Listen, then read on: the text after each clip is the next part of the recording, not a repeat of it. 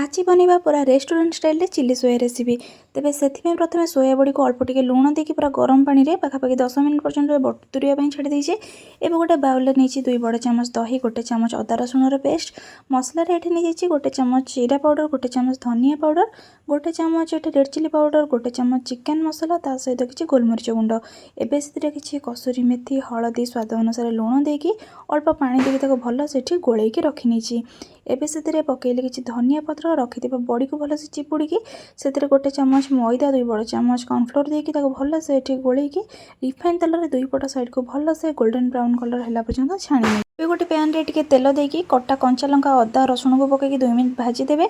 से कैप्सिकम पियाज को पकईकी भाजी सारे रखि सॉस सबको देकी किसी कॉर्नफ्लोर स्लरी दे सारे एबे से रखि सोया बड़ी को पकईकी किसी गोलमरीच गुंड और किसी धनिया पत्र पकईकी सर्व करी। एबे प्रस्तुत हो जाए restaurant style chilli soya recipe.